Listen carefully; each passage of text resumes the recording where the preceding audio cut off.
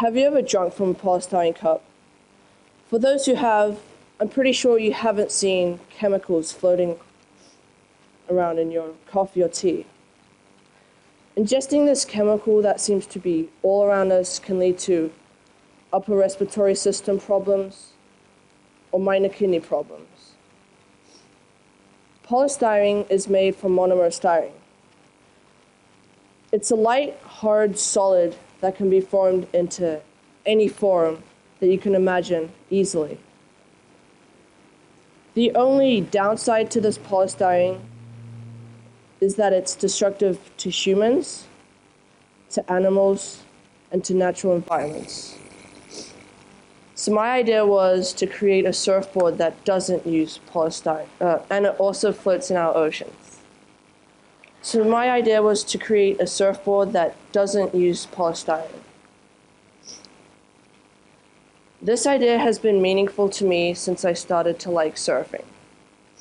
It's all these good emotions that relax you and make you happy.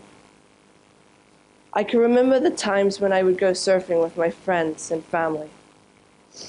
It was the ocean and how beautiful it was that took us back and back.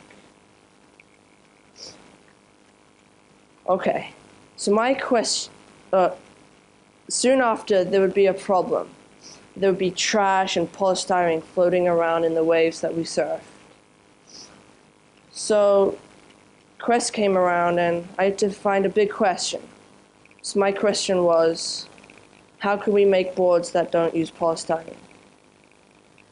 Now, I'm passionate for the ocean, so I decided to go through with it.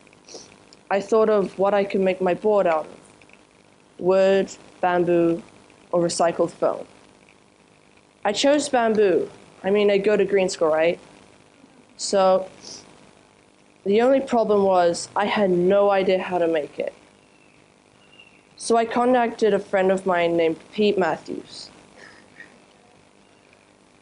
No answers for weeks and weeks, until one day he answered saying, "Okay, but it'll take a long time." He also added that bamboo was a perfect material to build surfboards. It only took 2 to 3 years to grow, and it's strong and flexible. So, for some reason in my mind, I chose to change ideas. An Alaya is a board with no fins and is 1 inch thick. That's what I was going to build. I had all the materials but the wood. Polywenia wood was the wood I needed, and it didn't grow in Indonesia, and it costs a lot to import into Indonesia. While I was searching for wood in Bali, I found Vince Surfboards. Vincent, his full name, makes boards out of balsa wood. He makes any boards from longboards to fun boards, but he doesn't make shortboards, which is the sad thing for us guys who likes to rip the waves. One amazing fact that he told me is that his company is like a recycling bin. To grow his wood, he would give seedlings to the farmers up in the mountains of Java. And then 4 years later, when they grow to their full potential, or the size that he wanted, he would hire local cutters to go and cut them for him. So everyone gets paid. Once he brings them back to the factory, he would chop the wood, and the scraps that he wouldn't use, he'd use them to compost in his gardens. The main reason I did this quest was because of polystyrene. I'm pretty sure all your kids have eaten a pot mee and they're addicted to it.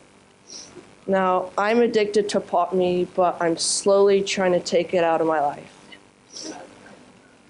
Pot mee gives you long-term effects. If you eat it regularly, it may give you cancer. So maybe you should talk to your kids tonight about pot mee.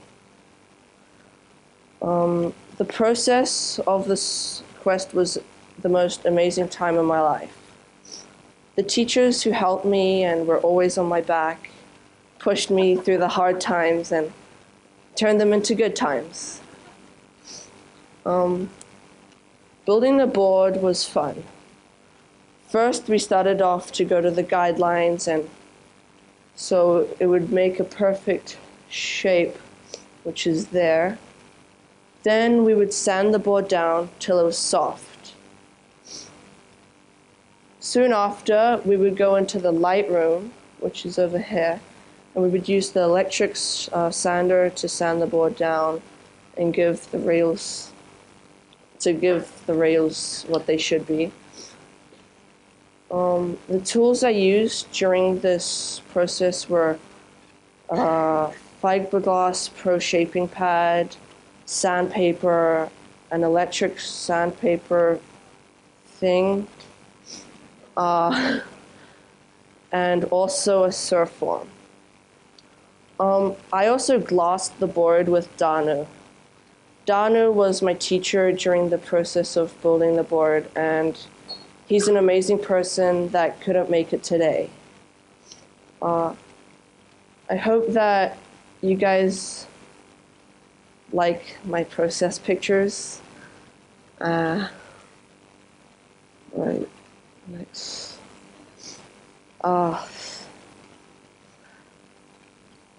The most amazing part of the process and building the board was the light room.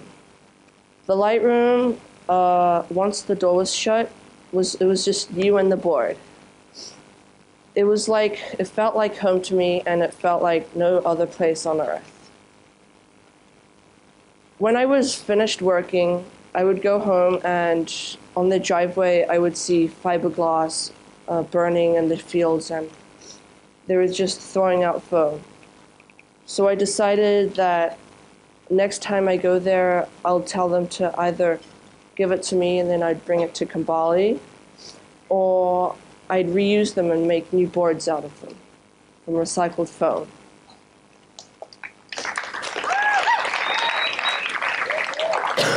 Oh, sorry.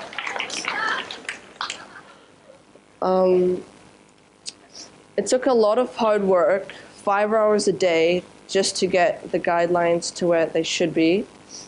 And overall, the whole time that it took to build the board was about 3 days, because once I glossed the board, I had to wait 6 hours before I could do anything to proceed.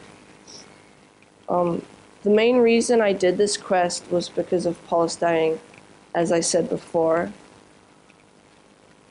I hate the smell of polystyrene, and now I kind of hate potme. But that doesn't mean we can't stop recycling potme. So don't go buy all the potme and just waste it. Try and stop eating potme and finding new ways to eat healthy food. Like, do what Isabel did and make your own garden. And try to not be addicted and try to get off those addictions. All right.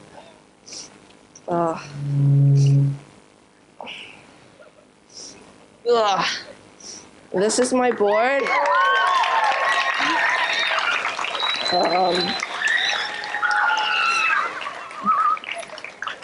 I didn't make the structure. Vincent made the structure, but I shaped it and I glossed it. So that's thumbs up. Good work.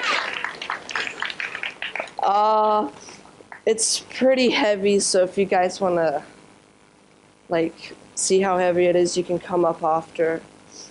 It's 5'11". Yeah, the height, that end to that end, not that end to that end. And the width is, I think, 2.2 inches thick. That's the thickness, and about 2 feet width.